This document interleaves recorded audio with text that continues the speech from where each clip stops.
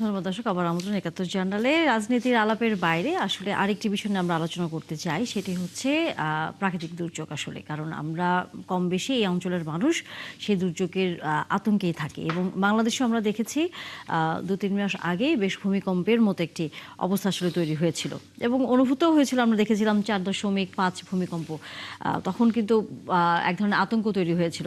জিয়াউল কবির সুমন, আপনি নিশ্চয়ই হচ্ছে এই বিষয়ে ছোট করে আপনার কাছ থেকে মন্তব্য জানতেই চাই যে বাংলাদেশকে বারবারই বলা হয় ঝুঁকিপূর্ণ প্রাকৃতিক দুর্যোগের ক্ষেত্রে এখন খুবই বলা যায় রেড অ্যালার্মিং এর জায়গায় আছে। সেখানে আমাদের ব্যবস্থাপনাগুলো আসলে কি আপনি দেখেন যে সেটা আধুনিক হয়েছে, বা কিছুটা হলে অ্যাওয়ারনেসের জায়গাটি একটু বাড়ানো গেছে?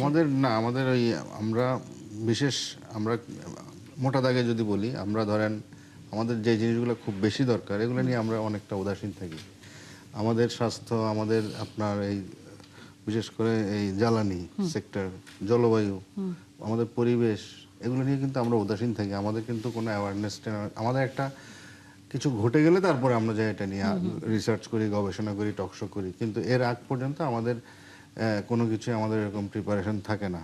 তবে নেপালের যে ঘটনাটা, এখানে আপনার যেহেতু নেপাল অনেক উঁচুতে, এখানে আপনার হিমবাহ ধস, পাথর, রক স্লাইড বলে আর কি, বড় বড় পাথর এগুলো ধসে পড়েছে। আর এই সময়টা কিন্তু সেখানে বর্ষাকাল, পানি আর্দ্র, নরম, যার ফলে পুরো ধসটা এবং পাথর অতিমাত্রা এগুলো আসছে।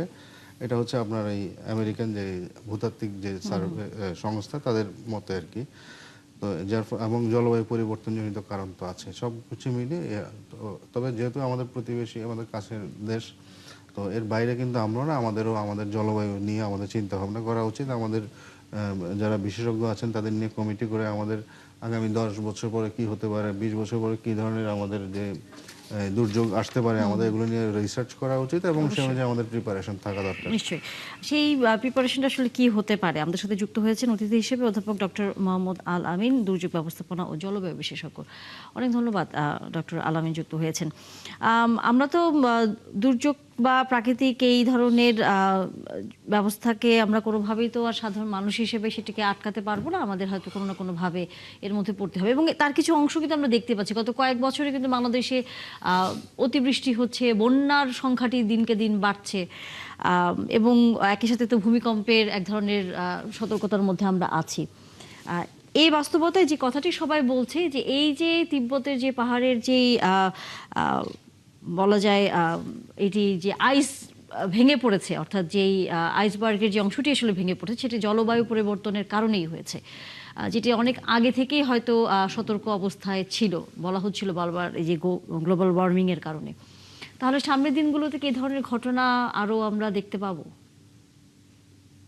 ধন্যবাদ আমাকে যুক্ত করার জন্যে। আমি ৭১-এর সকল দর্শক শ্রোতা যারা আছেন ওনাদেরকে আপনার মাধ্যমে সালাম ও শুভেচ্ছা জানাচ্ছি। এখন প্রশ্নের ব্যাপারে ফিরে যাওয়া যাক। এটা অনেকদিন আগে থেকেই বলা, জলবায়ু পরিবর্তনের একটা বিষয় এখানে আছে। কারণ আমরা বারবার বলে এসেছি বহু আগে থেকে যে হিমালয়ের পর্বতের যে জমাট বরফ আছে তা আস্তে আস্তে গলে যাচ্ছে, এবং যে বড় বড় ইয়েগুলো আছে, হিমবাহগুলো আছে, সেগুলো গলে এক জায়গায় এসে লেকের মতো হয়ে পানিটা জমাট মানে জমছে। এটার পরিমাণ আস্তে আস্তে বাড়ছে। এখন পর্বতের অনেক উপরে আপনার যখন পানির আধারটা আস্তে আস্তে পরিপূর্ণ হয়ে যায়, এবং তাতে আরো যোগ হয় আমাদের স্বাভাবিক বৃষ্টিপাত, অথবা এখন জলবায়ু পরিবর্তনের ফলে আপনারা যেটা দেখতে পান যে অল্প কিছু সময়ে অধিক বৃষ্টিপাত হওয়া, যেটা ফ্লাশ ফ্লাডের একটা বড় ধরনের কারণ। আমাদের দেশেও যেটা হচ্ছে, যেটা চট্টগ্রামবাসী গত ২-১ বছর ধরে সবসময় দেখে আসছে, যে জাস্ট ৩-৪ ঘন্টার একটা বিশাল বৃষ্টি, ওই বৃষ্টির পানিটা ধরতে পারছে না, ডিসচার্জ করতে পারছে না, এবং এটা ফ্ল্যাশ ফ্লাড হিসেবে চলে যাচ্ছে। ঠিক তেমনি আপনার যখন হিমবাহর নিচের অংশটা আস্তে আস্তে ফাটল ধরে গেছে, তখন আর ওই এটা এটা অনেকটা বলের মতো আপনার, যেটাতে পানিগুলা ছিল ধরতে পারছে না, ছেড়ে দিয়েছে। এবং ছেড়ে দেওয়ার সাথে সাথে এটা যেভাবে অনেক উপর থেকে যখন নেমে এসছে, পুরো পানি তোড়ে জি, নিচের অংশটা ভেসে গেছে। জি। এটা সিম্পল মেকানিজমে এসছে এবং এসে এটা এরকমই হওয়ার কথা। এটা অন্যরকম কিছু হওয়ার কথা কিন্তু না। তার সাথে যে ধরনের প্রাণহানির ঘটনা ঘটেছে সেটি তো হ্যাঁ, অবশ্যই মর্মান্তিক। না, আম ওইটা আলাদা ব্যাপার। জি। এটা হলো আপনার mechanism, how water fall down, জি। পরিষ্কার কথা। ওটা আব মেকানিজম। আব আর আব্দুল যে বাতেন, সেটা হচ্ছে যে ডিভাস্টেশনটা আমাদের হয়েছে, দেশে যে ধরনের এই দুর্যোগগুলো এখন পর্যন্ত হচ্ছে সেখানে আ আপনার কাছে কি মনে হয় যে আমরা কি আসলে এই ধরনের বড় কোনো প্রাকৃতিক দুর্যোগ মোকাবেলা করার জন্য দেখেন ওই প্রস্তুত আছি দুর্যোগটা হয়তো কিনা আমরা ঠেকানো আসলে? যেত জি। বড় একটা বাঁধ-টাদ দিয়ে, কিন্তু নেপালের মতো কান্ট্রির পক্ষে তো এটা সম্ভব না, জি অবশ্যই। না। আব্দুল বাতেন। এইখানে আমাদের যারা জি, গরিব আমার দেশ আমার প্রশ্নটা আরেকজন আমার অতিথির কাছে ছিল। জি। দুর্যোগ ব্যবস্থাপনা নিয়ে তো সব সরকারের আমলেই কিছু কিছু প্রস্তুতি থাকে, এবং এক্ষেত্রে আমাদের সেনাবাহিনীর একটা প্রশিক্ষণ আছে, এবং সেনাবাহিনীর যে দুর্যোগ ব্যবস্থাপনার যে সেল আছে সেটা যথেষ্ট প্রশিক্ষিত এবং দক্ষ। কিন্তু আমাদের যেটা যেটা জানি না নেপালেও এই ধরনের হয়েছে কিনা, মানে আমাদের যেটা সমস্যা আমরা সাধারণত দেখি যে দুর্যোগপ্রবণ এলাকাগুলোতে যখন সতর্কতা জারি করা হয়, পূর্বাভাসটা আমরা টাইমলি পাই না। আমরা প্রথম হলো পূর্বাভাসটা আমরা টাইমলি পাই না, আর যখন আমরা পূর্বাভাস দেই অনেক অনেক সময় মানুষ সেটাকে বিশ্বাস করেন। বিশ্বাস করে না বা গুরুত্ব দেয় না, অথবা তাদের যা কিছু ধন সম্পদ আছে সেগুলোর মায়ায় ওই ঘরবাড়ি ত্যাগ করতে চায় না। আর আমাদের যে শেল্টার গুলো আছে, মানে সাইক্লোন শেল্টার। আশ্রয় কেন্দ্রগুলো আছে, সেগুলোও একেবারে খুব যে ভালো কিছু তাও না, রক্ষণাবেক্ষণ নাই। তো নানান কারণে আমরাও কিন্তু ঝুঁকিমুক্ত রই। অবশ্যই। সেই ঝুঁকি সামনের দিনগুলোতে মোকাবেলার জন্য এই যে এই সমস্যাগুলো আসলে আমরা আলোচনা করি যে শেল্টার হোমগুলো একই সাথে আগে থেকে সতর্কবার্তা দেবার যেই বিষয়টি, বিশেষ করে আবহাওয়া অফিসের প্রতি তো এক ধরনের মানুষের বিরূপ আচরণ। কারণ বলে আজকে বৃষ্টি হবে, দেখে অনেক রোদ। কালকে রোদ হবে, তখন দেখা যায় বৃষ্টিতে পুরো ঢাকা শহর একদম ডুবে গেল। এই বাস্তবতার মধ্যে থেকেই সরকার নিশ্চয়ই এই বিষয়কে গুরুত্ব দিয়ে কাজ করছে আমরা ধারণাই করতে পারি। সেই জায়গায় আমাদেরকে কতটুকু আশ্বস্ত করতে পারেন ফজলে হুদা বাবু? জি, ধন্যবাদ।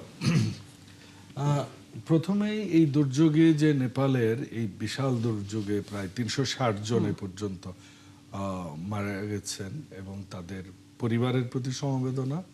বিভিন্ন দেশের মানুষ মারা গেছেন, ভারতের গেছেন, ওয়েস্টার্ন কান্ট্রিগুলো থেকে যারা আসে তাদের গেছে, বাড়িঘরের ব্যাপক ক্ষতি হয়েছে, রাস্তাঘাট। নেপালের সকল নাগরিকদের প্রতি এবং ওই এলাকার সকল নাগরিকদের প্রতি আমাদের সমবেদনা। বোধহয় বাংলাদেশ সরকার ইতিমধ্যেই একটা ত্রাণের টিমও পাঠিয়ে দিয়েছে।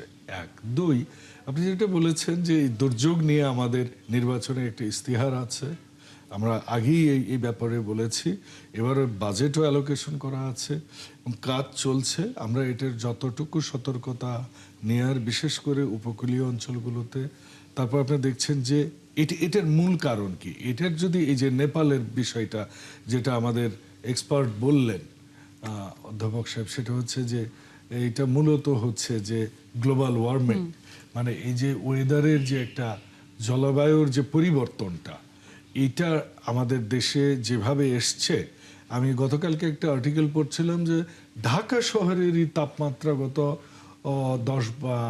8 বছরে 10 ডিগ্রি বেশি হয়ে গেছে অ্যাভারেজ। এবং আমার ধারণা বা অনেকের প্রজেকশন যে এটা হয়তো 35 ডিগ্রি অ্যাভারেজ থাকবে এরপর, বা 40 ডিগ্রিতেও উঠতে পারে, উত্তরাঞ্চলে আরো বাড়তে পারে। কারণ নদীগুলো শুকনো, আমরা পানি ধরে রাখার জন্য যদিও এখন খাল বিলগুলো করছি। এবং আপনি জানেন যে প্রত্যেক বছর আমরা 5,000 বৃক্ষ রোপণের ব্যবস্থা করেছি, গাছ রোপণ করবো আমরা।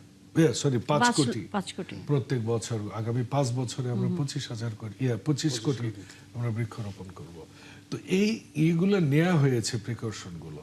কিন্তু তারপরেও আমি বলবো যে আমাদের এবার এই প্রথম দেখলাম যে আমাদের মন্ত্রণালয়ে দুজন বেশ যোগ্য মানুষ আছেন, পরিবেশ মন্ত্রণালয়ে আব্দুল আওয়াল মিন্টু এবং ফরিদ সাহেব, এবং দুজনই কাজ করছেন। আমি নিজেও জলবায়ু পরিবর্তন এবং সাস্টেনেবল ডেভেলপমেন্ট নিয়ে সিঙ্গাপুর এবং আপনার ইন্দোনেশিয়ায় গেলাম। তো এখানে একটা জিনিস দেখলাম যে ব্যাক টু বেসিকে যাচ্ছে তারা। সেটা কীরকম, যে আপনার যেটা আছে অতিরিক্ততে না যে কার্বন নিঃসরণ যেগুলো হয়, যেমন তারা রিনিউয়েবল এনার্জির দিকে বেশি যাচ্ছে, যেটা এবার অলরেডি আমরা করেছি। আমরা পরিবেশের জন্য যে পেট্রোল চালিত গাড়িগুলোকে আমরা অনুৎসাহিত করে এই বাজেটে আমরা যে ব্যাটারি চালিত গাড়িগুলোকে আমরা উৎসাহিত করছি। তো এই অনেক পদক্ষেপ নেওয়া হয়েছে, কিন্তু দিন শেষে সরকারের পদক্ষেপে কিন্তু যে 100% সফল হওয়া যাবে তা নয়। সেটা হচ্ছে কি, যে সকলকে সমবেতভাবে যে পরিবেশ একটা বড় জিনিস, এটা আমাদের বুঝতে হবে, নিশ্চয়ই। এবং সেখান থেকে আমাদের কিন্তু কাজগুলো আগামীতে এগিয়ে নিতে হবে, এবং সেখানে সকল দল মত, বর্ণ গোষ্ঠী এবং পেশা নির্বিশেষে সবাইকে এই সবাই জলবায়নে একসাথে কাজ করতে হবে। নিশ্চয়ই। আলোচনা শেষ করতে হচ্ছে। অনেক ধন্যবাদ ফজলুল হুদা বাবুল, একই সাথে জিউল কবির সুমন এবং একই সাথে আব্দুল বাতেন আপনাকেও, এবং আপনাদের সবাইকে নিশ্চয়ই আমরা আগামীতে পাবো। এবং অধ্যাপক মোহাম্মদ আলামিন, আপনাকেও নিশ্চয়ই হয়তো একটু সময় কম দিতেই হলো, কিন্তু তারপরে হয়তো আলোচনা করবার সুযোগ হবে আবারও আপনার সাথে।